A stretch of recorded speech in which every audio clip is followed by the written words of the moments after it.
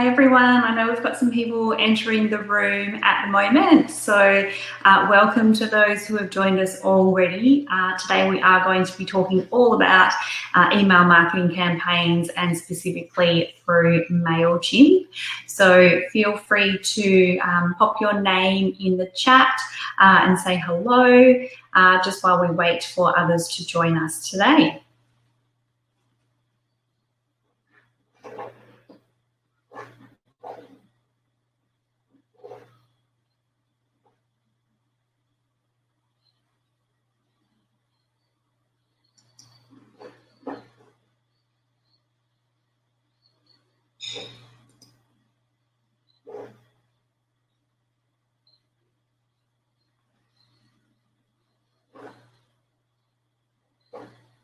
Hi Simon, great to have you here. Welcome. A craft wholesaler.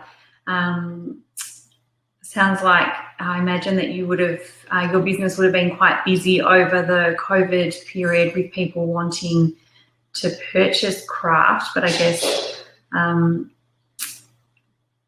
we've got Narada, is that right? Hopefully I've pronounced that correctly. And you have a food retail store. Excellent. And are either of you using email marketing at the moment for either of your businesses?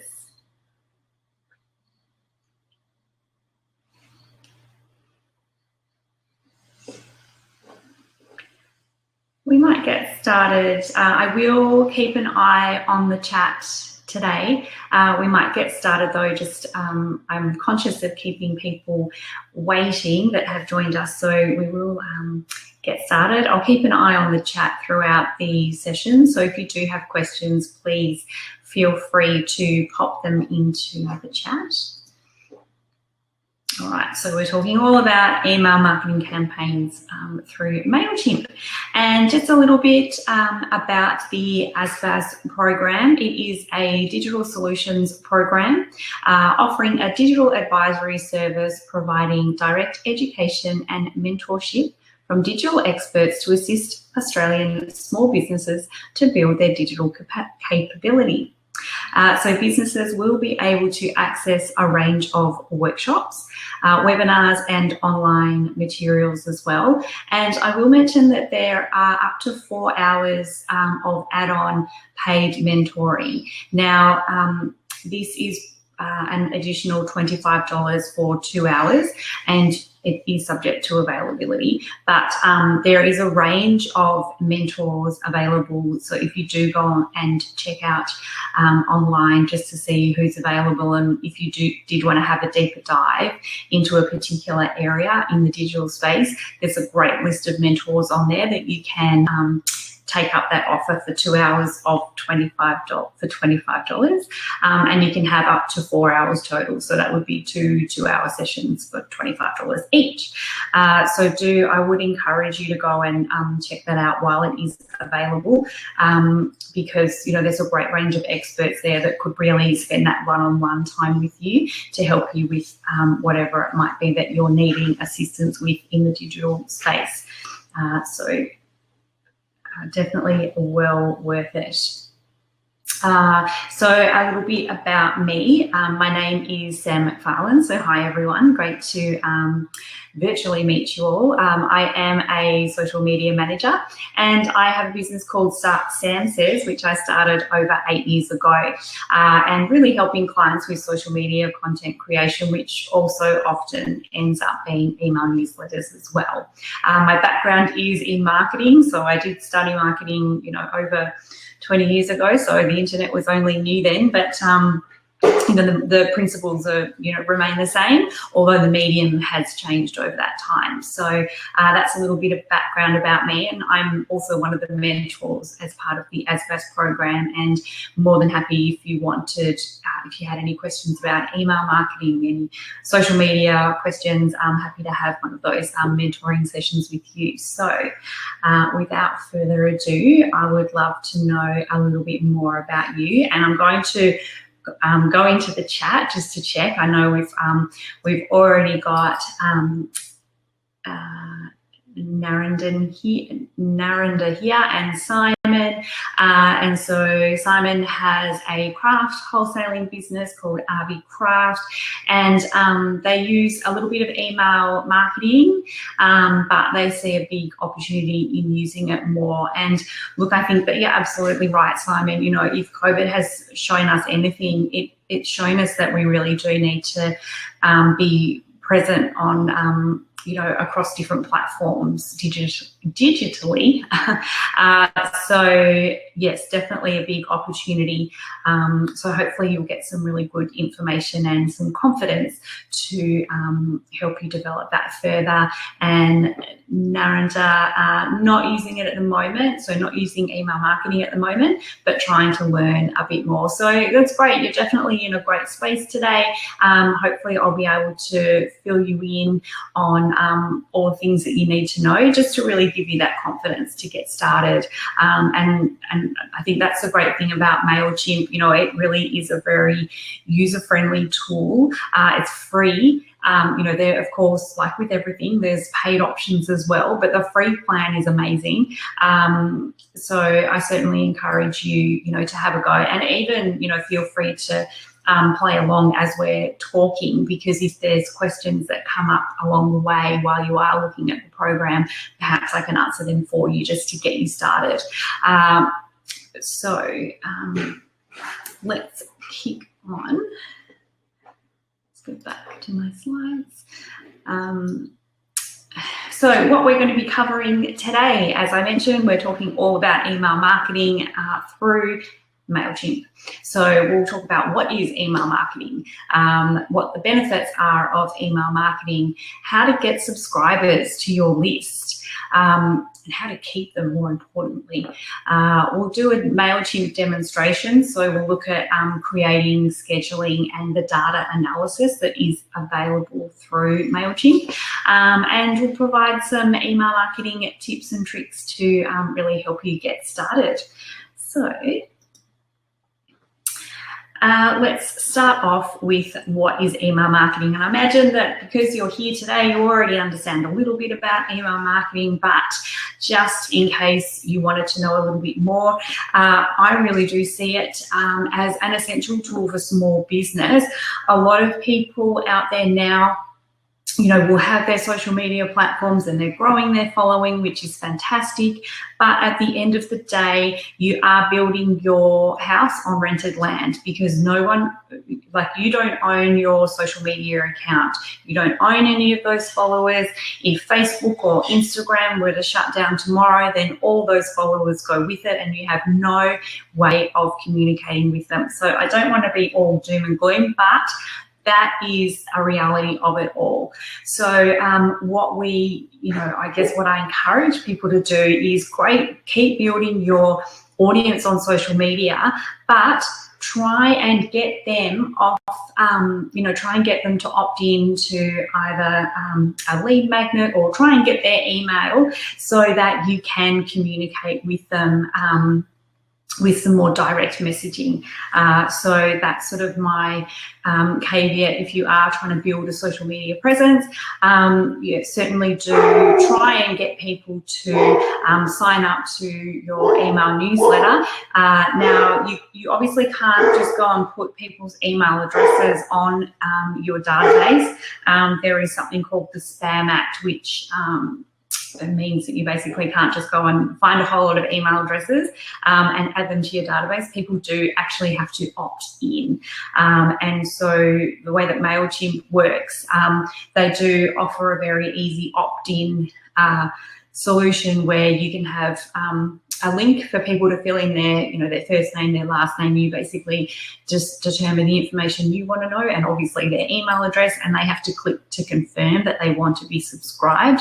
And then basically once they do that, you're free to email them. So, you know, I guess when you're, like, I'm thinking about a craft wholesaler, you know, you probably want to be communicating with the different, I guess, stores that you're wholesaling to. So, you know, can you get their, you know, I imagine that through, if they are already a customer of yours, you have their email address. Now, a lot of times that can be considered I guess if you are communicating to them for business purposes and they are a client, it can be considered that you could add them to your email database, but I certainly always check just to be sure that people are happy to be added to a database, because there's nothing worse than, finding out that, all of a sudden you're receiving, and I'm sure you've been on the receiving end of emails that you certainly haven't subscribed to, and it is just really annoying, basically, because you think, why is this person emailing me? I never gave them permission, and it's just not the right thing to do. It sort of leaves a bad taste in people's mouths. So always do try and get that opt-in approved from people. So what is email marketing? We're still talking about that, obviously, but it is, in its simplest form, the use of electronic mail used as communicating messages to an audience. So I'm sure that you've all subscribed to email newsletters in the past, and it's just a great way of, I guess, getting your message directly into your ideal target audience or your customer into their inbox, because, and I'm going to refer back to social media, but we don't know how many of our followers are actually going to see our messages on social media, but we do know that if it's going into their inbox, they are most likely to, well, definitely receive it, but usually read it as well. So then, we can also think about other more traditional forms of marketing, like flyer drops and things like that. Again, you might do a flyer run, go around and drop them into people's mailboxes, but you still don't know. People might just grab them and throw them in the bin. They might not even take a look at it. So I guess with email marketing, you're going directly into their inbox, and they're seeing you, so you're becoming more visible to them. And of course, we need to know, that there's a saying out there that we need, it used to be 7 touch points for someone to actually start doing business with you. So they would need to come across your business 7 individual times. Now that has increased to, I think it's around 16 now. So it's a lot, basically, is what I'm saying. A person needs to hear, they might hear about you once, but they won't necessarily do anything with that information, and then they might hear about your business again, and then, suddenly again, then they see a social media post, then, and all these different touch points are helping them get to know, like, and trust you. And in marketing, that's a famous phrase that's thrown around, but it is true. People do business with people that they know, like, and trust. So it is really important to build that know, like, and trust, and have those different touch points, those different brand touch points. So it's certainly a great tool for marketing, I think. So what are some of the benefits of email marketing? So it really is very, very low cost compared to traditional marketing, like, an advertisement in a magazine or in a newspaper, or having a television, a TV ad. This is what we were traditionally given as options for marketing, and only the really, really big players could actually afford this really expensive marketing. So compared to having an ad on TV or an ad on the radio, email marketing is significantly much cheaper. So it really does allow a lot of businesses the opportunity to be their own, be in charge of their marketing, essentially. Now, obviously, when I talk about the cost, a lot of the time, if you are doing your email campaigns yourself, then the cost is essentially your time. So the amount of time that you're spending on putting together that email marketing campaign is really the cost that I'm referring to there. So usually a lot lower than, an ad in a newspaper or some exposure in a magazine. Now, email marketing also allows you the ability to target your fans or customers or clients or potential customers and allow a much higher conversion rate. Now, that conversion rate is higher usually because, we're going directly into someone's email email inbox. And so then people will actually see that email, they will hopefully read that email, and then usually take a next step with it or save it for another time, or maybe they just delete it. But you've got that consistency going out, you know, if you're doing monthly email newsletters or whatever, I guess, whichever time frame you end up choosing, how often you end up choosing to send emails to your customers, but you've got, you know, that opportunity to get into their inbox on a regular basis.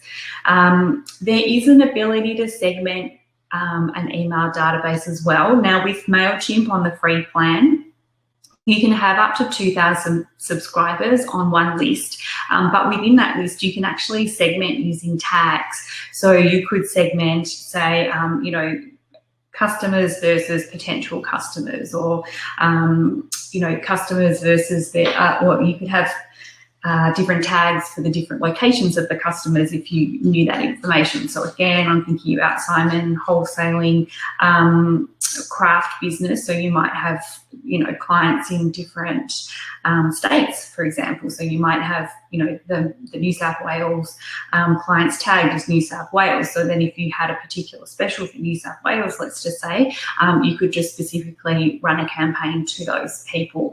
And so that's another really huge benefit of email marketing, just that ability to be able to segment people. It can be a great tool for impulse buying.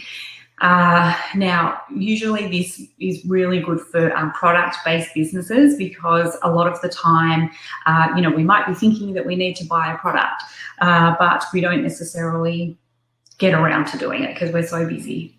You know, everyone's busy. So, you know, if we are getting that prompt or that email in our inbox, then it's like, oh, I was thinking about doing that, then I'll go and do that. Or, you know, if you're like me and you're a little bit of a shopaholic, then, you know, and getting that notification from your favorite retailer with all these great, nice new pieces, then that just is another opportunity for you to go and do a little bit of online shopping. So really good for impulse buying. Customers go from witnessing and offer to purchasing an item in 2 clicks. So it is, you know, and then all you've done essentially is put together your email campaign and sent it out, and then they're doing that next step. Because if you think about, you know, and we've got a food retail business in here as well today. So I guess for, you know, a food retail store, if you had online purchasing available, then, you know, someone could do their shopping in their own time, which is a great thing for that person who doesn't necessarily have time to get to the store. So that's just another way, I guess, of being able to service a different customer. Now, you also have the ability to track results in real time as well. So again, you know, thinking about a retailer, if you've got people coming in and out of your store, you don't necessarily know who those people are unless you've met them before and already have that relationship with them. Whereas with email newsletters, when you do send that email newsletter to someone and they do click on that particular link that you've included, you'll get notification to say, you know, this is how many people have opened the email. These are the most popular links from that particular email campaign. And these are the individuals who clicked on those links. So you can really get some amazing data from the analytics that a program like Mailchimp will provide, and yes, you can see this information instantaneously. So it's quite exciting if you're interested in that sort of data side of things.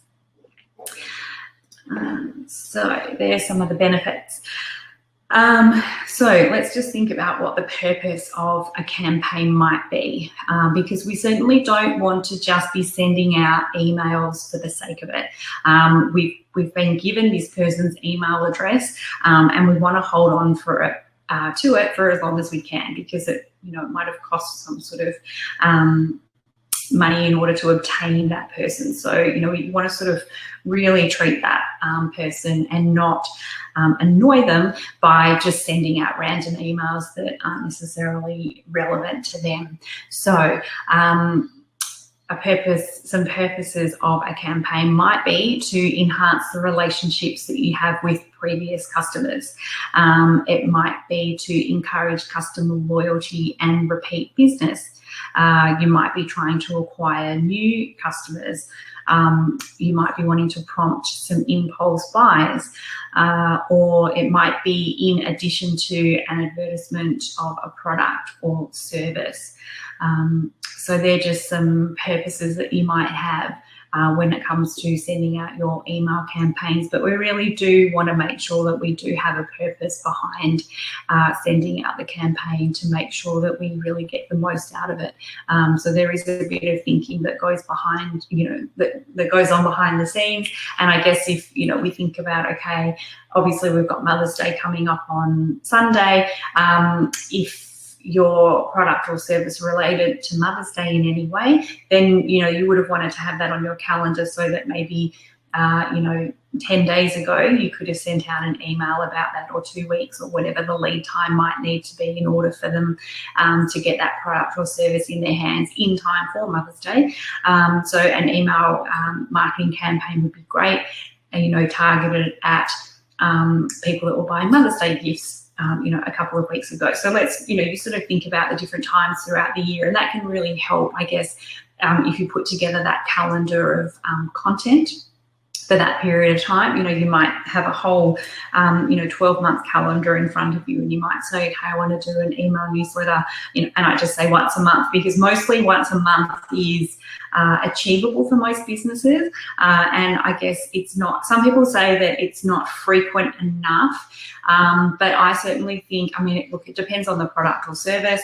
I'm a service-based business, so I send my email out monthly. But, if you're a product-based business and you have a whole range of products, you might find that you want to send out an email newsletter weekly or even fortnightly. So it really depends, I guess, on how much time you have to put together the newsletter, what you have to talk about, and how often you want to be touching base with your customers. So let's just use the example of once a month. Then that's essentially 12 email campaigns throughout a year, and you might say, and then you can just look at the different themes throughout each different months and see what's coming up. We've got winter coming up in June, so I don't know, that might be quite a busy time for people to stock up on craft. So that might be, touching base with the wholesalers to let them know these are the different lines that we have, and making it themed around winter. Maybe it's around the sort of colours, I'm not sure. And then with food retail store, then, again, and I'm not sure what the type of food it is, but there might be, some certain recipes that you send out at certain times of the year to encourage people to come and purchase those items from the store. I'm just pulling out examples from a couple of the people that we have in the room. If you haven't already shared what your business is and how often, or what you're hoping to get out of this session, then please do feel free to pop that into the chat, because I would love to know. It's really helpful, I guess. I find that if I can use some real life examples for people, sometimes that just really helps people understand what it might be that I'm trying to convey. So, don't be shy, pop your comments into the chat. I will be checking that regularly throughout the presentation. I do want you to get the most out of this time that we have together today. So now that we've talked about purposes, let's talk about the different types of campaigns. So there's, like with different purposes, we could list, there'd probably be as long as, the list will be as long as, it could go on forever. So could the types of campaigns that you put together. So, but just a few ideas for you. You could have a welcome email. So this might be an email that's sent out to people as soon as they subscribe to your email database. They might be educational emails, so they might share some tips or some tricks. Again, in the example of the craft wholesaler, you might share, some of the things that people, I'm not sure, some tips and tricks that will be helpful for either for the wholesalers or which might be things that they can talk to the end customer about. You could also look at birthday and holiday emails. Now, sometimes people will, I know with some of the retailers that I'm subscribed to, I might be on their loyalty database, so they might have my date of birth, or they might have my month of birth, or something like that. And so often from those retailers, I'll get a discount, sent out in the month of my birthday, so that that encourages me to go and buy something during that month. Or a holiday email. An example of that would be, obviously, Christmas is a big holiday, so or some people have like Queen's birthday holiday emails that go out.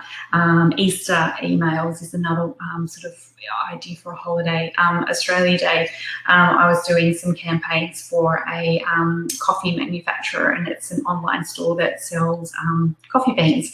So, for over Australia Day, we sent out a discount code so that people could stock up on their coffee. So that's just an example of how you can try and tie in a holiday to an email campaign. And sometimes that might work. Anniversary emails. So, this might be, if they've been a long-standing customer, for example. Sales announcement emails. So if you've got a new line coming out, or if you've got a new product or a new service offering, or if you're having a sale, around the time of, and this is something that's, come out from America, and I've just forgotten the name, but it's cyber sales, Cyber Monday, and Black Friday is the name I'm looking for. So Black Friday used to be huge in America, still is massive, but now it's coming out to Australia, and it's really big. I think Black Friday is the first Friday of November. I should actually know this, but I've just completely gone from my mind. But basically, it's an opportunity for people to have a sale. And so Black Friday emails were huge, and then that following Monday is Cyber Monday, so then that's usually another sale announcement. So these are, I think everyone is now almost trained to be looking out for those sale emails, and then, buying off the back of those. Event emails, if you've got some sort of event coming up, then letting people know about it. Just, it's just another way of marketing that information to another audience. And then newsletter emails. So, a newsletter email, this is typically what I'm sending out each month, and I usually include a link to a blog post, because I'm a service-based business. I don't necessarily I do have a couple of online products that people can buy, but really the service that they're buying is me. So I'll usually share a blog post. I might have like a fun fact in there. What else might I do? And then I'll usually do like a client case study or a showcase of clients. So it's pretty straightforward, but it just means that I'm getting into everybody's inbox once a month with content, so I'm remaining top of mind to those people that have opted into my email database. So they're just some different, types of campaigns. You might think of some others that are more relevant to your product or service, but they're just some ideas to get you started, to really get you thinking about what you might want to be putting together a campaign on. So here are some examples of some email newsletter campaigns. The first one we've got is a JetBlue email. So this is an anniversary email. So they're celebrating their 1 year anniversary. So that's a great anniversary email, which I didn't mention before. But yeah, it could be your, if you've been in business for a certain period of time, it could be your 1 year anniversary, 5 year, 10 year, whatever it might be. And a lot of businesses do often give back to their customers. So it's their birthday and here's your present, sort of thing. So that's something that you could do. Very clear, very on brand, very simple, nice to read. I'm not overwhelmed. I can click on that, get a good idea about what the email is about, and then there's a link down the bottom I can click on if I want to take that next step. So a really nice, well-written email there. Next one is PayPal. So, you know, again, really visually appealing. There's not a lot of words on there, but I can really get the idea about what the email's about straight away. And again, a link, there's a link up the top and a link down the bottom that I can see. And so it's very clear if I want to take those next steps, what I have to do. But if I don't, then I just delete it. Again, the third one is an email that is from Rip Curl. So obviously about one of their products. So, you know, really nice image at the front. So that's going to stand out when I open that. It's nicely branded with the Rip Curl logo, and it's all very on brand and nice minimalist sort of design. You know, I can see there's that, I guess, headline to really draw me in, join the revolution. You know, everyone wants to be a part. There's all that fear of missing out these days. So, and here we have a GPS watch. So yeah, very clear. I can see the watch. I can see the different types available. I can see the price, which is great. So then instantly, if I'm looking for a new watch and I've got that amount of money to spend, I can just click shop now and I'm there. So that's a really simple, you know, easy. I've opened the email, I've seen what the product is, and then I'm clicking to buy. So how easy is that? We want more customers that are just going to do that for us. So there's, you know, some examples of really nicely written emails, really on brand, but not overly, you know, not overly wordy. So I guess that's the other thing. People get a little bit anxious about what they're going to put in their email newsletter, and it doesn't have to be you know, a whole lot of information. You know, remembering that people are time poor, we want to try and honor the fact that they've given us their email address, and that we are able to communicate with them that way. So let's just, you know, I guess not bombard them with too much information. There's too much noise out there anyway. I think we're all aware of that. Let's just keep it very clear. You know, just give them one call to action so that, you know, if they're in the market for that particular product or service, then it's very easy for them to take that next step. So there's just a few ideas for you there. Now, obviously, when we have a subscriber, we do really want to try and keep them, because we've obviously worked hard to get that email onto our list in the first place. We certainly don't want to abuse the right to communicate with them. So how do we keep them, or how do we get them, essentially? So one really, I guess, great way of being able to get people might be through a website sign-up form, which is actually just obviously a link on your website that people can click on and add in, and you can determine what information you want to extract from them. So that might be, I think in the most simplest form, it's first name and email address. You can ask first name, last name, email address, phone number. But yeah, in the simplest form, it's first name and email address. Some people even just ask for the email address, which is fine too. But I think you want to think about what sort of information you need to know about those people to put them onto your database. So for me, I want to know their first name, because in my email, I write, "Hi, Sarah." So I always put their first name there. So I always want to have their first name, but some people might want to have a phone number, because they might like to communicate with people by phone, or they might just want to have that ability to communicate by phone and email. So think about that, the sort of information you want to get from people in the first instance. Now, of course, the less information you ask for, the more likely people will just be to opt in. If you're asking me for my address, my email, my phone number, my date of birth, you know, my full name, my pet's name. I don't know, like it might just be, oh, it's just too much. I can't, if I'm doing this on my phone, I'm going to get distracted, and it's just too hard, and why do you want all this information from me? Why is it relevant? That's what I'm questioning in my head. So I guess just think about who your ideal customer is, what might be going on in their day-to-day life, and what might be an easy opt-in for them. So try and keep it as simple as possible.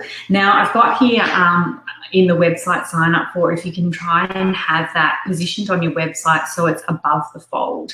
Now above the fold just means it's an old term that we used to use when we had like a flyer, an old flyer, and so obviously above the fold is what people are going to see first. Now, above the fold on an email news on a website, sorry, is basically when they get to the website onto that page, they don't have to scroll down to see that opt-in. So that's what I mean by above the fold there. So you want to make sure that it's obvious. Now, there are some businesses out there that have pop-ups on their website. Now, this is a personal preference. I do often get asked, should I have a pop-up? What do you think of pop-ups? Personally, I know that they do tend to do really well, but again, think about who your ideal customer is. If they're set up correctly and it only pops up, you know, on the one time that I go to your website, and it then remembers that I've either chosen to opt in or I've chosen not to opt in, then fine. But if it's coming up every single time, I'm going to get a little bit annoyed, because I've either opted in and I think, oh, how do you not know that I've already opted in? Or I've already said that I didn't want to be opted in because I closed the box, and then I just get annoyed thinking, why do you keep asking me? And it just keeps, you know, some of those pop-ups that just keep popping up and you can't go any further. You can't actually close down the pop-up, especially if you're on your phone. So I just say, have a think about who your ideal customer is. Have a think about if you like pop-ups or not, if you think your ideal customer would like a pop-up. It's really personal preference. Now, how else can you get or keep subscribers? So obviously through relationship building platforms. Now, I mentioned before social media. Now, we've also got Facebook groups, there's forums, and obviously networking as well. Now, I did also mention that you do need people to opt in order to receive email communication from you if it's an email newsletter. And there is something called the Spam Act, and if you obtain emails from people without their consent, and you do go and send out an email to them without their consent, and they get a little bit annoyed, they can obviously click unsubscribe, and then they can tell the platform why they're unsubscribing, and there is a field on there saying, you know, I never signed up to this, or something along those lines. Now, if you get enough people saying that to your email campaigns, then you're going to get essentially a bit of a black mark against your name. So we certainly don't want to be going to a networking event, collecting business cards from a table on the side, and then going home and adding them to our database. That's definitely a no-no. But if I go to a networking event and I meet particular people there and they give me their business card, is that permission to put them on the database? No, it's not, because you haven't explicitly said, unless you've had that conversation and said, look, I have an email newsletter I send out once a month. You might be interested in receiving it. You know, are you interested? Would you be happy for me to add your details? Now, that's a bit of a grey area officially. That wouldn't be considered as consent, because consent is actually when they click on the box to say subscribe. So, you know, you really have to be careful, I guess, about how you're adding people to your database. I think I've even been part of, there's certainly some behaviour out there on, I think it was LinkedIn, where people were finding your emails and then just putting you on a list and sending you emails, which is really bad. Like, if I don't know you, then you go and put me on your email database, that's not going to help build that know, like, and trust, because all of a sudden I have a bad feeling about your business and your business behavior. So I would say please try and make sure that people do opt in. Now, if you are dealing with an overseas audience, over in Europe, there is a thing called the GDPR, and that actually means that if you are wanting to communicate with people that do live over in that European Union, you do have to have, I think it's a 2-step confirmation process of opting in. So a 2-step opt-in.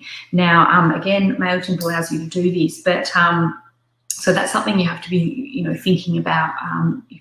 The people that you're going to be emailing them, which country are they in, and what are the different laws around emailing that. So I won't say too much about that because I'm not qualified in the area of law, but it is just, I guess, something to be aware of, that there is a Spam Act. If you want to read more, you can go and do a bit of Google research on that, but it basically will say that you need consent from people to opt into your email list. So you can have like a sign up prompt on social media as well. So on, I know on Facebook, for example, on your, if you have a business page, there's a little button at the top which you can personalize. So you could have that as an email opt-in there if you wanted to try and collect email newsletters. And certainly if you were on Instagram, you could have a link to that opt-in on your Instagram account as well, which is just that in your bio. You have that link there. So there's options there, and then of course if you do have that URL set up within Mailchimp, you've got that opt-in form. Again, you could share that on LinkedIn or any social media platform, Twitter, whichever social media platform you like. Now, some people offer some sort of incentive for people to actually subscribe to their email database. Now, this could be in the form of an ebook. That might be something that you've seen across your research on social media. There's lots of people offering free ebooks, and then in order to get the ebook, you have to opt in, so you have to give them your email address. So that's one way of offering an incentive. Another incentive might be a discount code. So that 5%, 10% is common for those types of things. So if I'm online doing a little bit of shopping and I see that a retailer, say if I'm looking for a brand that's across multiple retailers. And if I am researching that brand and I see that this particular retailer is offering 10% off if I subscribe to their newsletter, then I'm going to subscribe to their newsletter if I'm about to purchase that product, because I want 10% off. Doesn't everyone want to save money? So offering an incentive can be a good way to try and encourage or entice people to give them your email address. And you'll certainly see this. This is quite common practice. There'll usually be some form of ebook, some form of discount. I think when email marketing started, people were happy just to give their email out to anyone. But now, as years have gone on, and our inboxes are now overflowing, we are very conscious of who we're giving our email. We are guarding that email now. So sometimes it's not enough just to say sign up to my newsletter. Well, okay, but what's in it for me? Everyone wants to know what's in it for them. So it's great that you might send me tips every month or whatever. That's really good. And if I'm interested in those tips, then yes, I'm going to sign up. But you'll often see on websites and things, people say sign up to my newsletter, and it's like, yeah, but what's in it for me? What do I get if I give you my email address?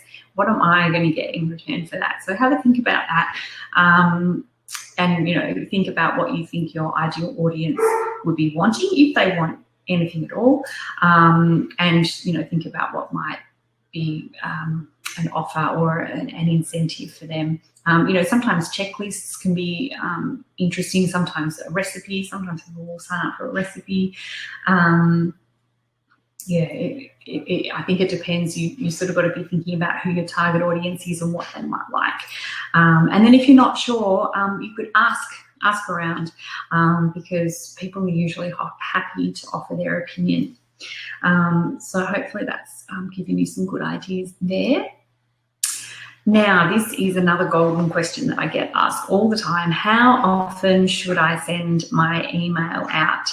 Now, daily, if you are wanting to send emails out daily, I would want to make sure that you have something that's of interest to be emailing out daily. I don't know that I get daily emails from anyone, actually.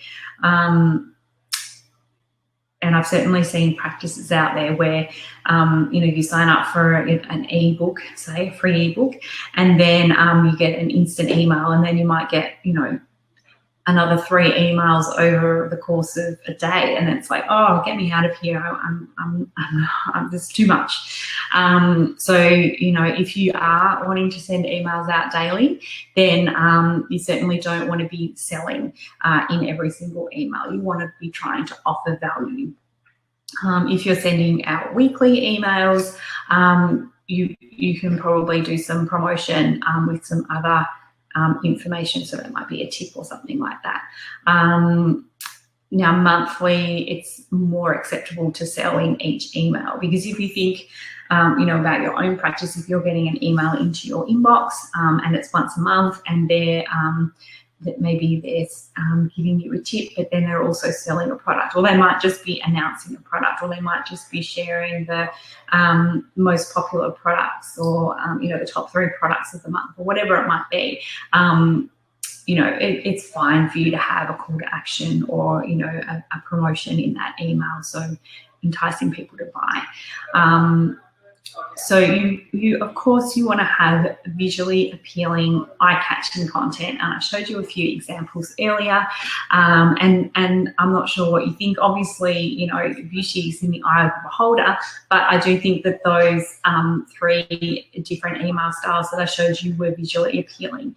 But you also want to try and have something that catches people's eyes, because again, we're in our inbox, we've got too many emails in there already. What's going to stand out for people? That might be a different heading to try and draw their attention. That might be that's obviously in the subject line, because that's the first place that we want to try and get their attention.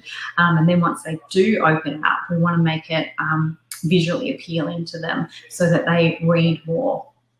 And you want to have it structured in a way that is appropriate as well, and reads well. So, again, in those 3 examples that I showed you earlier, they were certainly structured in a nice way. I think there was only one of them that had 2 links to click to buy, so one at the top and one at the bottom, but the other 2 had a link to buy at the bottom of each of those emails. So it was very easy for me to take that next step if that's what I wanted to do.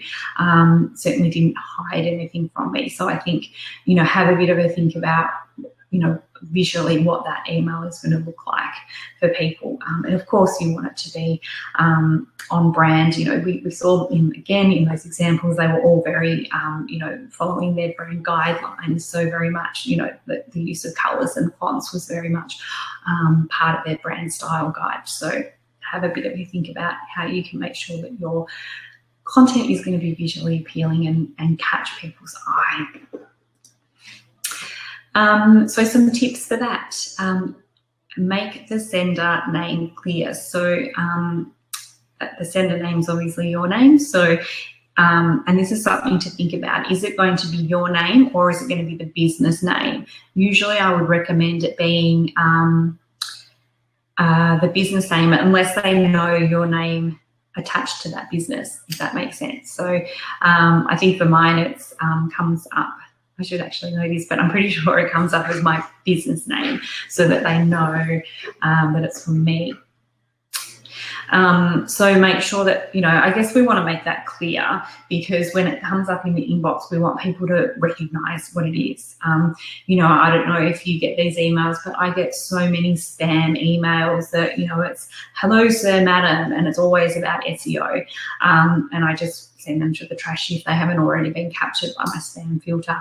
But, if I don't recognize the name that's coming up, I won't always read it straight away. I might, read it when I get around to it, sort of thing. But if I see, if there's a particular retailer that I like, and I'm getting emails from them, and their name's coming up clearly, then, I know who it's from. I'm going to click on it when I'm ready to digest that information. So very important to make sure that the name is clear. You can have an auto responder set up as well. Now, this basically is something that happens, and Mailchimp allows you to do this. On the free plan, you can set up one autoresponder. You can't set up a sequence of emails. So what an autoresponder is basically, if someone signs up to your email, obviously they have to, fill out the details. So say it's first name and last name, and then they have to click to subscribe. And then usually there'll be another email that says, are you sure you want to prove that you're not a robot or something like that, and then they click through to that, and then once they're subscribed, once their name's added to the list, then an autoresponder is that next email that's sent out. Now you can actually determine when that, actually on the free plan, I think you can only send it out as soon as they sign up, which is usually fine. And so that might just be, if you've got an ebook, for example, that autoresponder might be, the ebook might have, thank you for subscribing to our ebook for 101 ways to use turmeric in your cooking. I don't know. I'm just throwing a random idea out there. But I think you get the picture. So they've signed up, they've filled out the form, they've confirmed that they want to subscribe, and then an email goes into their inbox and says, thank you, here's your ebook, or here's your discount, or just, thank you for signing up. And you can maybe tell them a little bit more about you or about the business in that email. That's a great, I guess, way of getting them used to opening emails from you. And so when the next email comes, whether that's, in that month, or if it's 2 weeks later, whatever it might be, then they remember you. I've certainly signed up to emails in the past, and I haven't heard from them, 6 months, 12 months. And, by that time, I've forgotten who they are. And then I'm like, who are you? I don't even remember signing up to this. And then I'll unsubscribe. So that's why I guess that regularity of communicating with your audience is really important. We've been given their email. So they're saying, yes, I want more, tell me more. So that's your opportunity to then tell them more. So certainly don't waste that opportunity. So yeah, the autoresponder is set up, is sent as soon as someone signs up. So, you want to think about the wording, obviously. You can keep it short and sharp. You could ask some questions in there. That's actually a tactic that I think can work quite well. Some people will ask questions in their email newsletter to try and get some engagement from their audience. And so if you wanted to do some, I guess, testing, or you wanted to ask your audience some questions, you could put a question in there, and I've got some examples here. So, what are they interested in? What would they like to see more of from your business? So I think, we want to, if it's relevant, think about what some questions we could get just to start that, I guess, way of your audience communicating with you. Now I've got here reward subscribers. So, you can include some special offers or discounts. You can include some bonus content or a free download. So that free download might be that ebook that I was talking about. Some people that are authors, for example, might give, a free chapter of their book. That might be a download. That might be an incentive for an author to get more people on their database, and special offers and discounts, like I mentioned before. So you know, if there's a sale coming up, or if, you know, if you're giving that discount for new subscribers or whatever it might be, how can you reward them? And you know, it's a way, I guess, of saying thank you to them for giving you their contact information. So subject lines are very important. Now, we sort of talked about having, you know, your name clearly, but also the actual subject line is important. And I've got, you know, a sample in here of an email inbox, and you can sort of see from there some things that might be standing out to you. So we've got this email here from Anthropology, a cord crush and a sale. So if I'm interested in that brand and I like cords or I like sales, and who doesn't like sales, I'm probably going to be inclined to click on that email and read it. You know, then, you know, I guess what I'm trying to display here is someone's inbox and what sort of things they might have coming up in their inbox. And what might be, what people might want to be reading. So then down the bottom, there's one from Jeans West. Again, it's a sale, 50% off all sale ends Sunday. So again, if I had my eye on something at this retailer, I would probably be enticed to click on that and read more. So first impressions certainly do count, and when we are thinking about our customers, you know, if they're time poor, we want to try and grab their attention in that very short space. You can sort of see here how, you know, there's that the Facebook notifications there, and it sort of gets cut off because there's too many words there. So I can sort of get an indication of what that email is about, but you want to sort of try and have it short and sharp when you're thinking about what your subject line is.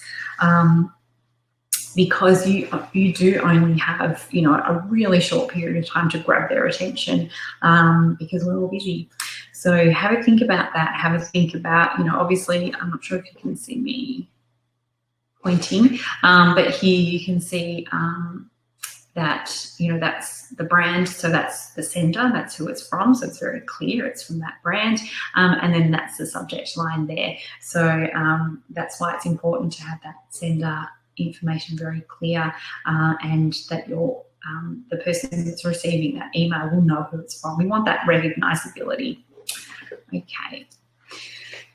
So when we're thinking about our subject lines, let's think about some form of urgency. So if I go back to one of those emails, you know, this Jeans West one down the bottom, it says ends online Sunday. So I know that there is, and that email was sent on the Saturday, I know that that is time limited. So if I want to get on board on that sale, I need to do it as soon as possible. So, you know, that's creating that sense of urgency. I don't want to miss out on, you know, 50% off a sale item. So I'm going to get on and I'm going to take action. So we do, you know, if it's relevant, we do want to try and create some form of urgency if it's relevant though, or, you know, some form of curiosity. So we want to make people more curious, and you've probably seen lots of clickbaity sort of articles out there online. I don't necessarily want you to be clickbaity with your titles or your subject lines, because, you know, if we're putting something in our subject line, I want you to deliver on that. I don't just want you to put it out there so that you get people clicking on it and then not deliver, because then they'll be probably annoyed. You can have an offer in there. So, you know, we saw in those two retailers, there was an offer, there was a sale, and they both had sales. So yeah, if you have an offer in there, that can work out well as well. Some people use personalization. So some people will have in their subject line, you know, say it's an email to me, it'll say, Sam, you don't want to miss this, or so I know, oh, they're talking to me. So that personalization sometimes can work well. Now, again, all of these things that I'm throwing out there, you've got to think about whether or not that's going to be received well by your ideal target audience, your ideal customer, and what they might like. So, you know, have a think about that and whether or not that's relevant. And the next point is relevance and timeliness. So, you know, again, I mentioned you can have themes around certain holidays or certain events throughout the year. So, if I was to send out an email today about Mother's Day and it was a product, it's probably not timely, because the product's not going to get delivered on time unless, it's express post or whatever. But if it's a gift voucher, then, maybe that is timely, because I can still, oh no, it's Mother's Day Sunday, I haven't bought anything for Mum, but here's a gift voucher and I'm done in, 2 minutes. So that could work. But again, you've got to think about what your brand is and what it is that you're trying to essentially get across in that email. So make sure that it's relevant and timely. Name recognition. So again, when we looked at those emails in the inbox, we could see Anthropology. We know who it's from, because we know, we're assuming that, they've signed up to that email, so they know that store. Or the other one was Jeans West, I think. So you can see, I know who it's from. I know who all these emails are from. I can sort of see in a snapshot who it's from. It's instantly recognizable for me. So you want to make sure that you've got that name recognition. And you can share some good stories as well, again, if that's relevant, because everyone loves a good story, and we remember things through stories. So, things to think about when you are putting together your email campaigns. We're sort of talking about subject lines now. I've got a point here, keep it short and sweet. And again, I'm going to flick back to our examples here. But, I did, this sort of headline is nice. It's short, it's sharp, I can see it instantly. I know what I'm going to get when I read that email. Whereas, this email here looks a bit like spam to me, but, it trails off. So I have no idea what that is about, and I might just not be interested. And again here, even this here, it's trailing off, but I get the message. The sale's ending on Sunday and it's Saturday, so I've got to jump on that if I want to get on board that sale. So keep it short and sweet. So it does, so they can see that whole subject line in their inbox. They get cut off if they're too long. You saw that in the example. So, try and make sure that it does, it's not too long. Excuse me. There's a recommendation here, keep it to 50 characters or less. So, 50 characters is usually not too long. So that's usually good. Personalize your subject line again. So I sort of gave that example of, where I said, Sam, you don't want to miss out on this. Or you can use you or your. So again, as I mentioned before, I said, Sam, you don't want to miss out on this. So it's all about me then, because they're talking to me, and I all of a sudden feel like they're taking notice of who I am and what I might be interested in. So they're just some recommendations for some subject lines and emojis, emoticons. If they suit your brand, these can really stand out in someone's email inbox. So usually there is a recommendation, and I know Mailchimp do recommend when you're writing your subject, they say, subject lines with emojis will be opened by more people. Now, again, if it suits your brand, if it's not at all on brand and you're throwing in all these emojis, you're going to confuse your customer. So we don't want to confuse a customer, because a confused customer won't buy. So if it's relevant, pop an emoji in. You don't have to overdo it. But yeah, there's so many emojis out there. So have a think if that would be relevant. Don't mislead. So, I sort of mentioned you don't want to be having those clickbaity subject lines, because if you're telling me something in the subject and I open it up and it's not what I understood it to be in the subject, I'm going to be annoyed, and there's going to be an element of distrust there. And all of a sudden, that's not said, we're not getting started on the right foot there. So, yeah, don't mislead people. Make sure the subject line does basically summarize what's in the email for them. And you can think about starting with some action-oriented verbs. That's just an idea. Again, these are all suggestions. It's not mandatory, but just, some ideas some people really struggle with subject lines. So they're just a few things to sort of get you thinking, I guess, more than anything. Now, don't forget to pop any questions that you have in the chat. More than happy to answer them. I know I'm talking a lot to you, so if there's something that's come up, just shout out. Now, I've also got here, make people feel special. So, make them feel special for giving you their email address, because again, we want to sort of guard this email address. They've given it, it's kind of a privilege for us to have this email, so let's make them feel a little bit special. For our beloved customers only, that might be a bit too much. Again, think about your brand and your ideal customer and what they might like. An exclusive offer for you, I love that. I think that could work for a lot of brands. My gift to you, you're invited, a private invite.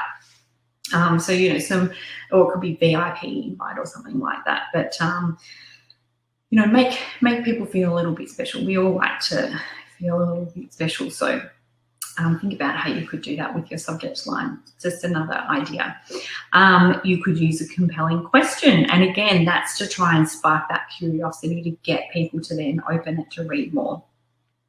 Now, don't use all caps, because all caps is, taken to be shouting, and so I certainly, I don't want you, but if it's, sales in caps, then maybe that's okay, sales, but just sort of think about it. You don't want people to think that you're shouting at them in their inbox, and don't overuse exclamation points. Now, I try not to use exclamation points, because I did see online somewhere that a lot of those spam emails use exclamation points, and a lot of them also use caps. So sometimes those exclamation points and the subject lines in all caps can get trigger spam filters.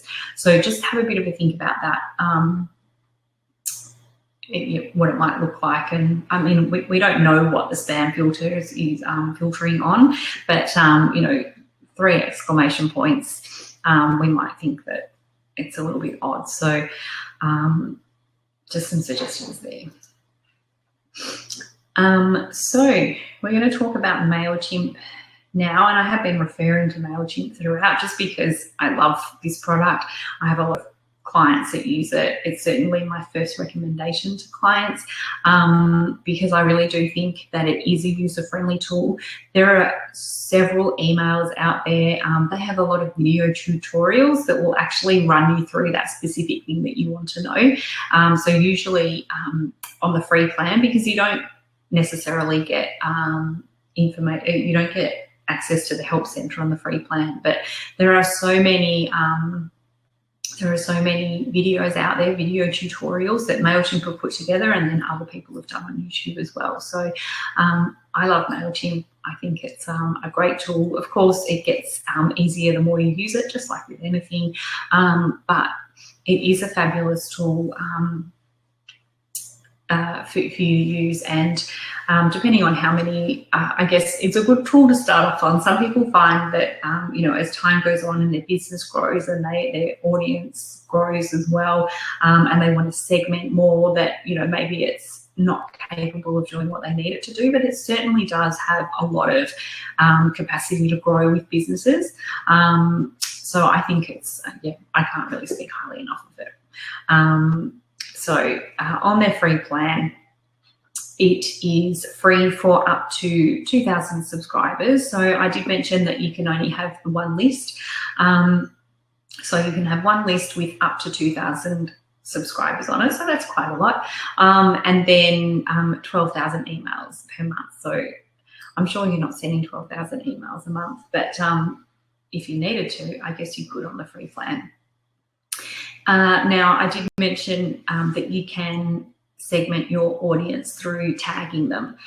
So that might be something that you want to do, because you do just get that one list. But even though you do just get one list on the free plan, I know I'm on a paid plan, and the recommendation from Mailchimp is to just have one list and to segment it. So it just means, I guess, that it's easier for you when you're sending out your emails. You won't send it to the wrong list.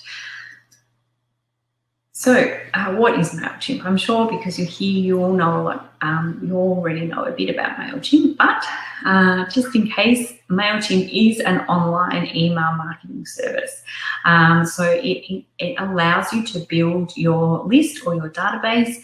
It allows you to create a template that you might use for your campaigns, and then you can compose the campaign, and then you can track your results. So this is all on the free plan.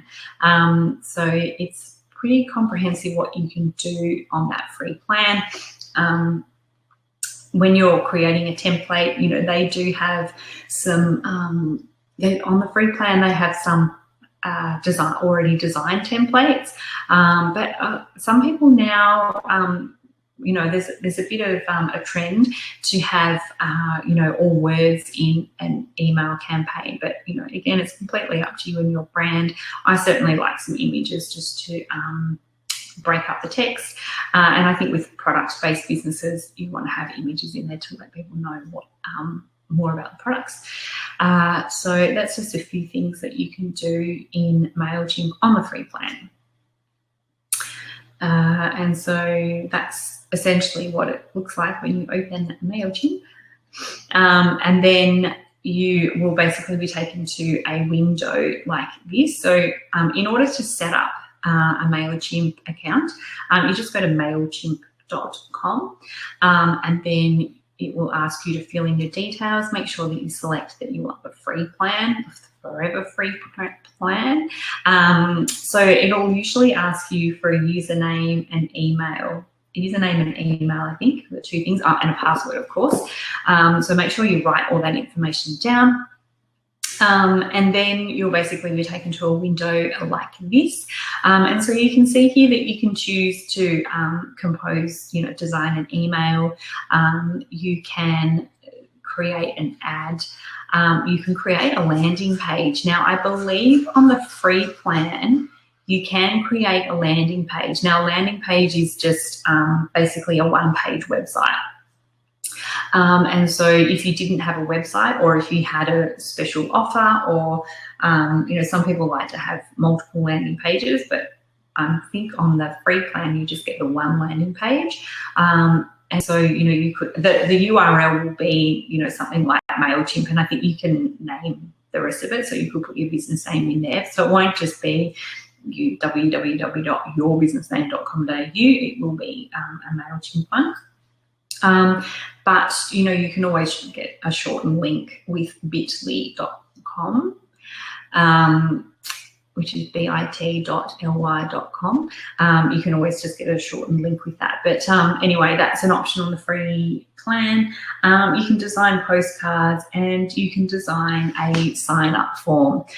So the sign-up form can be a pop-up, or it can be in an embedded form on your website, and that enables you to collect your subscribers. So I guess the majority of you will be wanting to design an email.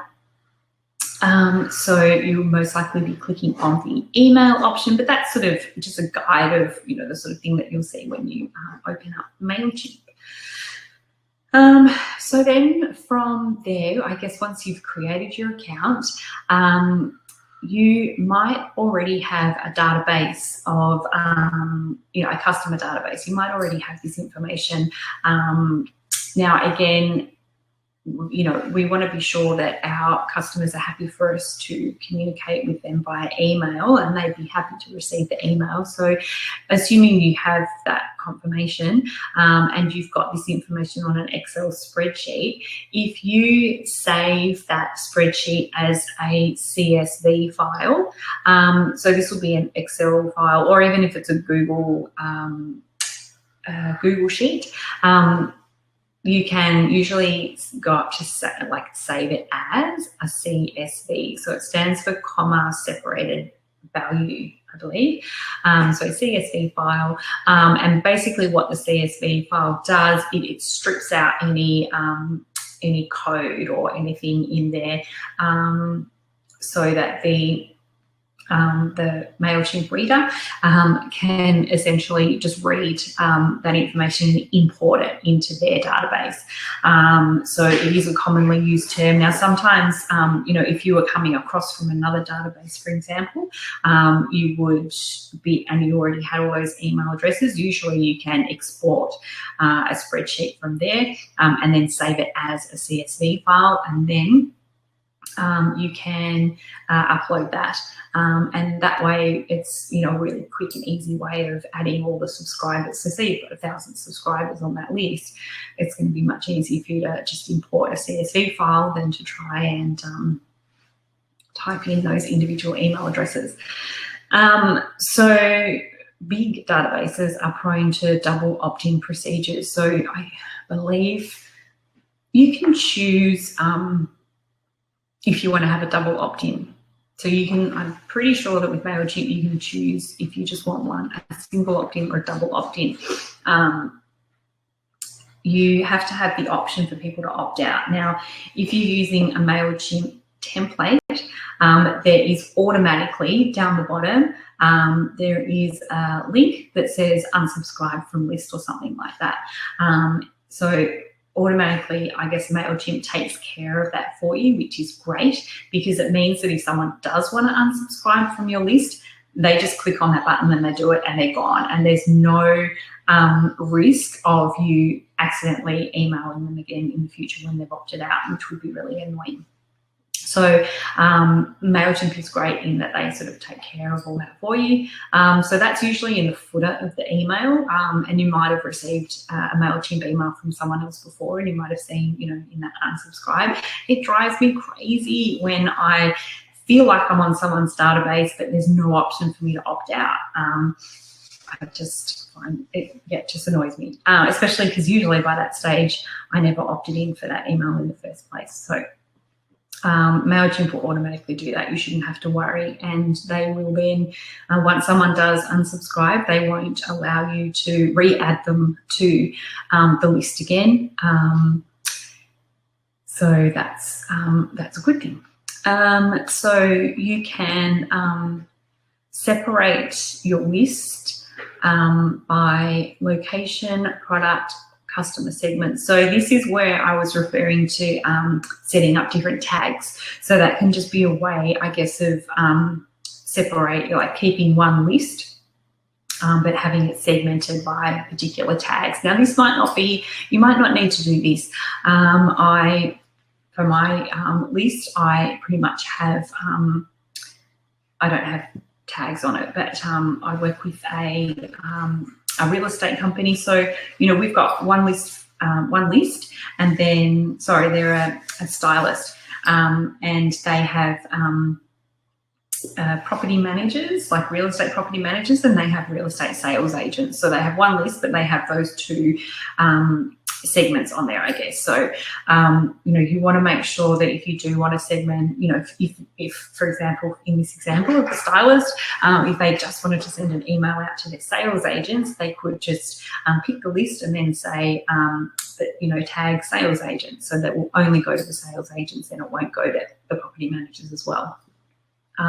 So that's just a way, and again, they're just some examples by location. So, I used the example before of the craft wholesaler. If you're wanting to target by location, then, it could be New South Wales, or it might be eastern suburbs Melbourne, or, northern suburbs Melbourne, or Bayside. And I'm not sure, but it certainly enables you to do that. So that's a good thing. So you can either set up your own design, which you would have to then go and create, or you can use one of Mailchimp's templates. Now, on the free plan, some of the templates are a little bit restrictive. So there certainly are free templates available on the free plan, but they are restrictive versus the paid plan. So something to think about. Usually you can set up a pretty simple design yourself. It's kind of a drag and drop system, which is what I love about Mailchimp. And again, if you did want to have, you can certainly book in a mentoring session with one of the mentors. As I mentioned at the start, you've got that 2 hour, $25 for 2 hours, and you can have up to 2 of those. So if you wanted to get some more hands-on experience, I've certainly taken people through, setting up a template, creating a campaign, bringing in their database, things like that. So sometimes that one-on-one help. So definitely take advantage of it, because that is offered by ASBAS. So we've got the drag and drop functionality, which really does make it quite simple. Now, I've got here, always add a call to action button or a link as a way to track results. So in some of the examples that I gave earlier, I'm not sure why I'm pointing that way, but I mean that slide that way. I gave an example. Each of them had a call to action button, and one of the emails had 2 call to action buttons. So there's one up the top and one down the bottom. So having that call to action or having a link somewhere, so click here to find out more, for example. That's really unoriginal, but if it's a particular range, click here to see more. And then if people click on that, they'll get taken to that link to obviously see more. But Mailchimp is going to track that information for you. So it's going to tell you, say you've got 100 people on your list, it's going to tell you, 10 of those people clicked that link, and it will tell you the 10 people that clicked it. So the analytics are really great on Mailchimp, and can really help you, I guess, determine what you're going to put in your email newsletter. So they are really great. And yeah, tracking results can be really good. So you can sort of get an idea about, it'll even tell you how many times someone has opened your email. Now, I guess that could be a bit of a trigger for you. If you found that a particular person has opened your email 10 times, for example, that might mean that they have questions, and that might be a good opportunity for you to touch base with them if it was appropriate. I certainly know of people that have done that. They've been given that. So it's a client that they obviously knew, and they've seen that they've opened the email a few times, 10 times. They're obviously interested in something, but maybe they have questions. So it might be a good prompt for you to touch base with them. Visuals can certainly be used to grab some attention. So, you want to try and use them on brand visuals. We saw in that Rip Curl example of the beautiful green water and the watch sort of swimming through the water. So that was a really nice standout sort of visual for to grab someone's attention. So have a think about how you can grab someone's attention if you want to use visuals in your email newsletter. So if you're wondering, I don't even know what statistics to look at, I'd certainly be looking at, what the open rate is. Now, as a general rule, people always want to know, what should my open rate be? What's a good open rate? And 30% is generally considered an excellent open rate.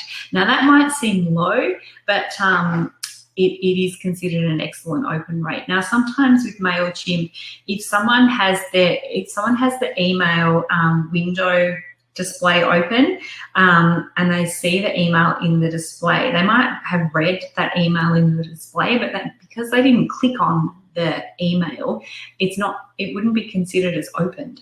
So your open rate, even though I say 30% is what people are aiming for, if you get under that, that's okay too, because it doesn't include, it's only if someone actually clicks on the email to open it. So if someone's viewed it in their window pane, they've still seen it, but because they didn't click on it, it's not counted. So don't get too hung up on that open rate.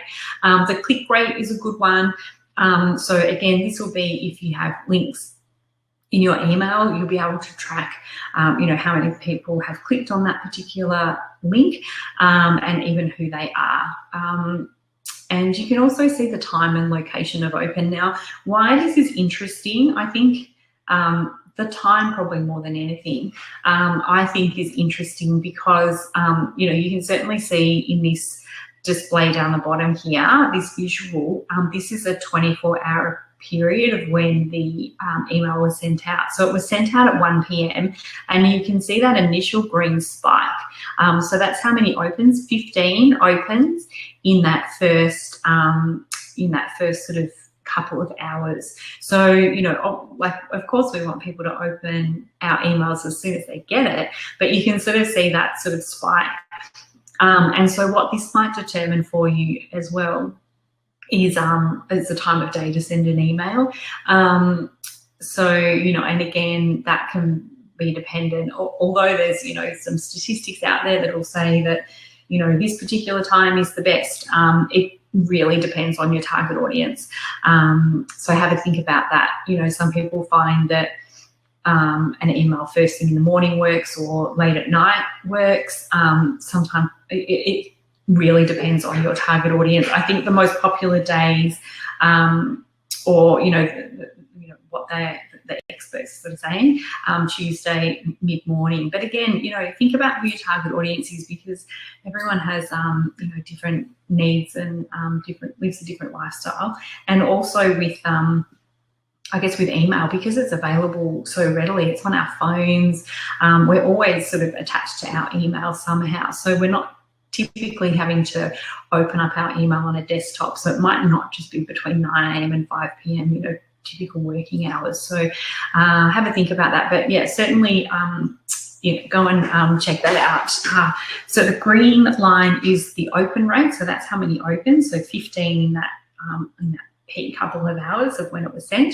And then the blue line, which it kind of looks very similar, but you can see just down the bottom, that's the blue line that indicates the number of clicks. So even over that 4-hour period between 1 p.m. and 5 p.m., you know, there were under 5 link clicks, but that's sort of the peak in that first 4 hours. And then as we went on, you know, even the next day, so the next morning, there's like another sort of peak at, you know, between that 7 to 9 a.m. and then the 9 a.m. till looks like 12 p.m. So interesting to have a bit of a look at that. So the statistics assess the quality of your list, can assess the quality of your list and help with the creation of future campaigns as well. Because like I said, if you found that, you know, you sent it at 1 p.m. but your peak open rate was 9 a.m. the next day, then you might want to think about sending your email at 9 a.m. instead, or 8:30 a.m. to really just make sure that you're getting in when your audience is looking. So all things to have a bit of a think about. Now, on the paid plan, you can do A/B testing. So A/B testing is basically when you might have a different subject line. So you're going to have the same list, but maybe you're going to say, okay, I want 50% of the emails to go out to the audience with this particular. So you can see here there's 2 subject lines: email subject 1, email subject 2. So the first one is Boost Your Small Business Workshops 2016, Small Business Victoria. And then the second one is Boost Your Small Business, Attend Our 2016 Workshops. So in this example, they're testing those two subject lines. And so on the paid version, you can do this A/B testing, and a lot of people will do A/B testing when they're running certain ads and things like that. And you can sort of see an example of what that email looks like there. So that's one way. Like, a lot of people use A/B testing just, I guess, to try and I guess test, like have it, like, I guess it's kind of like if you were betting, you know, you're putting, you know, half on this and half on that. You're sort of wagering your bets essentially. But yeah, again, this is a paid version, so it might not be something that initially you're going to look at, and just something to think about. If, you know, say if you were tossing up between 2 subject lines and you just weren't sure which one to go with, then, you know, you could do an A/B split test and, you know, do it this way. So that's all about A/B testing. So again, you know, we've talked a little bit about subject lines, but we do want to try and keep them short and snappy. So I'll just go back to that example again, because it actually shows you, you know, that's all going to come out on one line, and then that's going to come out on one line as well. But anything over that is probably going to go to the next line and may not be seen in someone's across their subject line. So something just to think about there. So yes, try and keep them short and snappy. So, you know, again, we're thinking we want to grab someone's attention while they're scrolling through their inbox.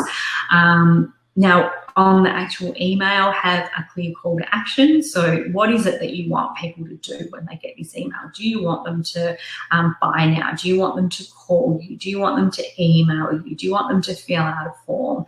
All these things are possible, but, you know, make sure that if you tell people what you want them to do next, most of the time people will follow that action. And we certainly, if we are sending out an email, we do want to tell people the next step we want them to take, or the next logical step for them. So I certainly recommend that you have, you know, that clear call to action. You can, now this is just a tip if you are writing, I guess, articles, like I mentioned, you know, I'm a service-based business, so I have articles that I write in the form of blogs, and they're on my website. So I'll give like a little teaser about what that particular blog is about, but I'm going to have a link that takes people back to my website, because again, that's good for SEO, because if the more people I get onto my website, you know, and that stay on my website reading my content, is telling Google, you know, that people are liking that, people are engaging with it. So I'm going to rank higher in Google because of that, assuming that, you know, people are clicking the link and reading the content. If people were clicking the link and then going straight back out, then that's not good. So yeah, if you want to link back to your website. So again, if you've got products, for example, if you have a link back to your website, then that's going to be good for SEO. Of course, you want to keep content relevant and valuable for your readers. So, you know, think about how you can engage your customers, because again, think about your ideal customer, what they might be doing during the day, what other demands might they have on them. You know, if you want to capture someone's attention in a really short time span, then, you know, try and think about, we don't want to waste their time.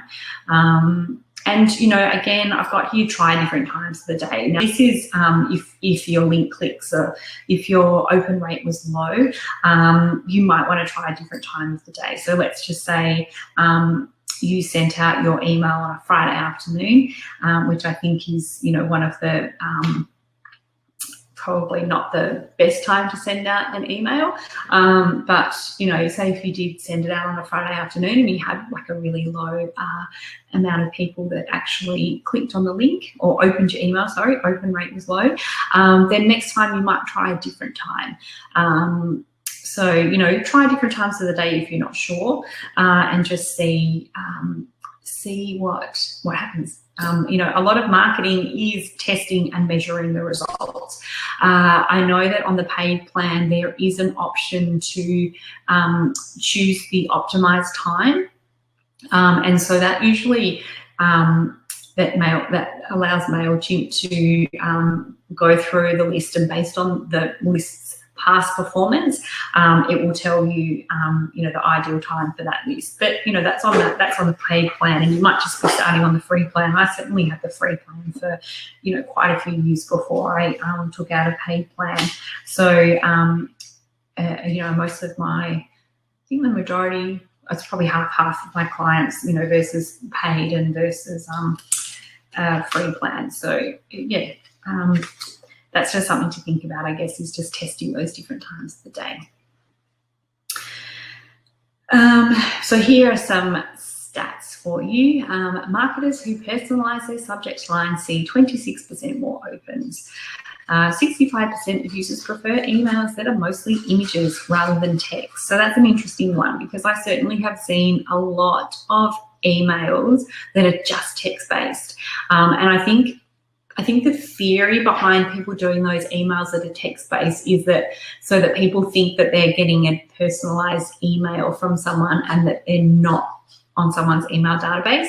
And look, that might be fine for a service-based business, but for product-based businesses, you need to show photos of your product. So, you know, I think, you know, these are some stats based on email marketing software 2016. So they might be a little bit out of date, but and generally just think about who your ideal target audience is. Of those that opt into email messages from a brand, 95% find these messages somewhat or very useful. So, if someone's opted in, usually that means that they're interested. And so that's why you've got that high percentage of people saying that they find it useful.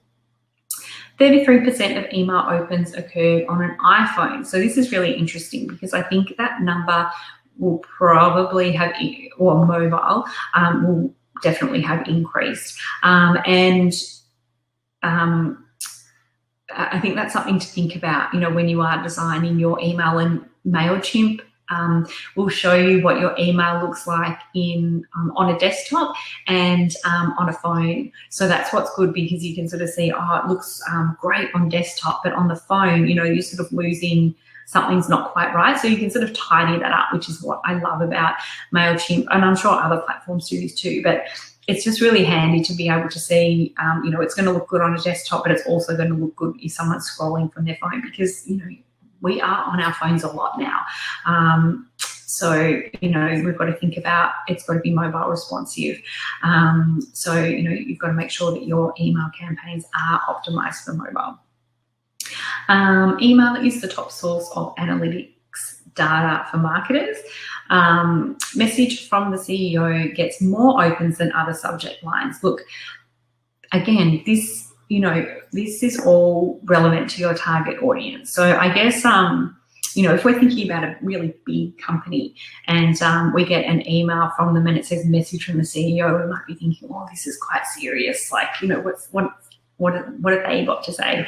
So that is probably why that's gets a lot of opens. But again, it's got to be relevant to your audience. So really, I can't strongly recommend that enough. Make sure that it's not just a clickbait email subject line. Make sure that it's a short, snappy version of what people are going to get when they open your email. Whew, okay. I feel like I've just been talking at you the whole time. So please do feel free to ask any questions. Pop them in the chat. If you do have any questions for me, I'm more than happy to answer them. We've got a little bit of time before we have to wrap up. I really hope that information was useful for you. But are there any specific questions that you might have?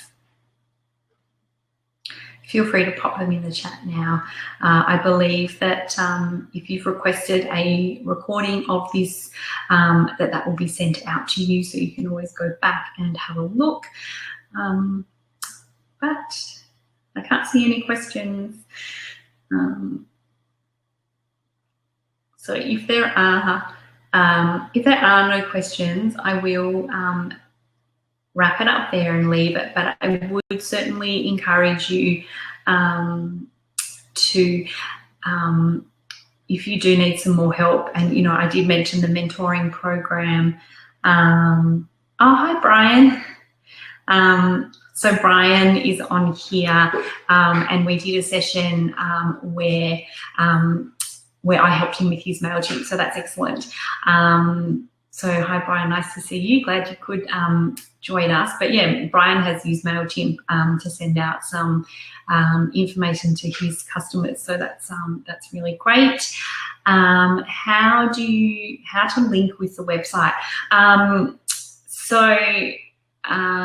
Narrator's just asking how to link with the website. So is that a question, if you can just confirm, sorry, are you talking about how do you link your website into a campaign, or how do you link Mailchimp to the website so that you can get people's email addresses? If you could just let me know. I think it might be how to link Mailchimp to the website. And so how to do that, when you go into Mailchimp, you will see, I probably should try and share my screen.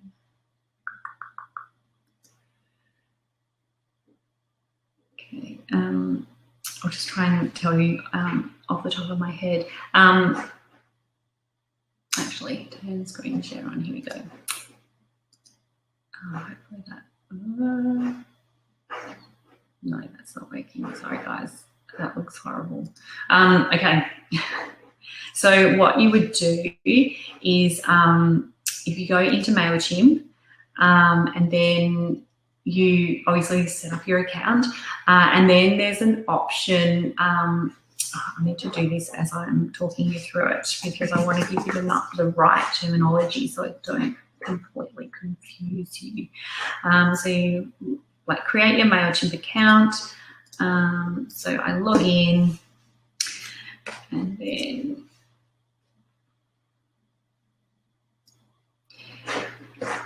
so then I go to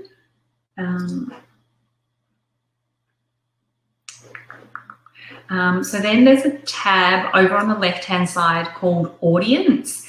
So if you go open up Mailchimp, click on the Audience tab, and then a little yellow panel will appear on the left. And if you click Sign Up Forms, so it's just called Sign Up Forms under Audience. And then you go to, usually it's a form builder, unless you're going to have that embedded. Unless if you're having an embedded form or this can be quite technical. So I'm not sure if you'll have someone to help you with your website to set this up, or you might be really tech savvy. So I just assumed, apologies for that. But anyway, back to Audience, Sign Up Forms, then go to, I usually do these in Form Builder. So I click on Select in Form Builder, and then from there, I will see, I can see here it says Forms and Response Emails, and it's, I just select Sign Up Form. And then from there, I can go and add in, what information I want to get from my subscribers. So I've got email address, I've got first name and last name in mine, which is interesting. I didn't realise I got last name, but there you go, I did. And then there's a little URL. So there's a sign up form URL, and you can go and copy that over, and then you can have a link to that on your website. Now, the other option is to have an embedded form.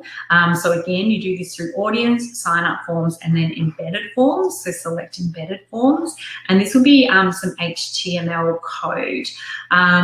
So again, this is probably getting a little bit technical, but basically, if you just go in there, you can select the information. You basically just say the information that you want it to include. So again, mine is subscribe.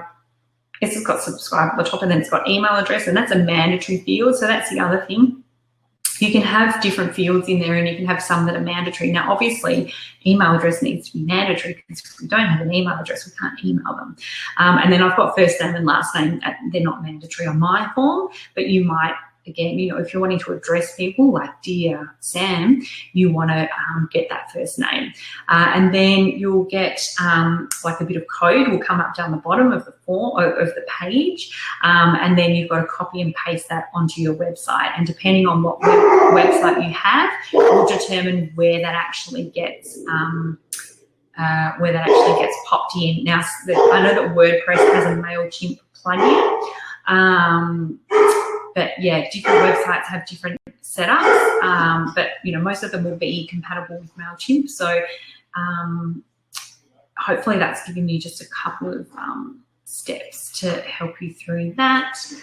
Mailchimp to the website. Yeah, sorry, I'm just coming back now to read the question. Yeah, so go to Mailchimp, go to Audience, and then select Sign Up Forms, and then just select if it's the form builder. So the form builder will just give you a link. So that link could be used, say for social media or something like that, or in your so that you could use that link. And then if people click on that link, they can enter their email their details. An embedded form, though, is probably more what you're after. And again, that's just going to generate some HTML code that you can then embed into your website. So both of those options. And then also under that, there's a subscriber pop-up if you wanted to have that pop-up coming up. Now there's a new function that has a contact form, but basically go to audience, sign up forms, and then click on choose your own adventure from there. So I hope that's sort of given you a quick summary of how to do that. Simon started working on a blog with craft projects. Is it worth sending out emails, letting our email lists know when new articles are published? I think that's a great idea, Simon. And essentially that's really what I do when I've got a new blog. That's basically what my email newsletter is all about. So is this going to be going to the wholesalers, I'm imagining, or is it to individuals that are signed up and then they can find your products at your wholesalers? But I think that's a great idea because, that's relevant information for them.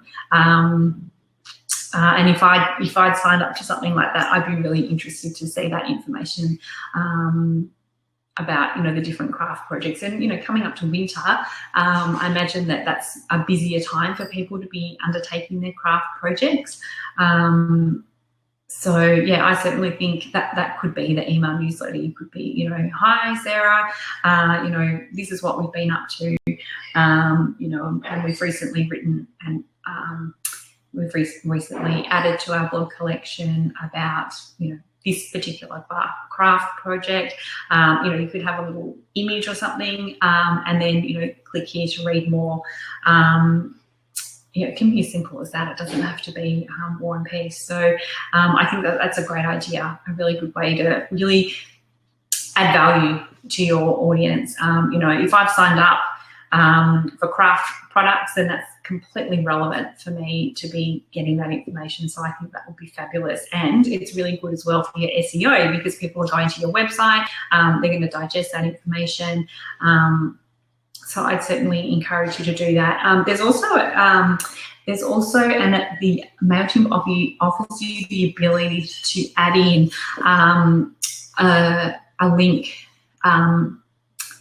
It's usually a link, or you could add it in as a button, and it could be, one of my clients who's a financial planner just has, do you have a friend or family member that would like to receive this information? And it's just a button that says share this update with them. So so if I got that email and I thought, oh, my mum would really love this, I'm going to share this with her, I just click on that link and then I just add my mum's email address, and then that's all of a sudden shared with her. And so that's great, for my client, if he's got multiple people sharing that, that's, a new audience for him, because most of the time if they've received that information and they like it, then they'll probably want to subscribe as well. So that's just another thing to have a think about as well, particularly with those craft projects. Share this with a friend. Just a great way to expand your audience. So if there are no more questions, I just want to remind you all that there is going to be a feedback form, which is a survey. You'll receive a link, and if you could please complete that.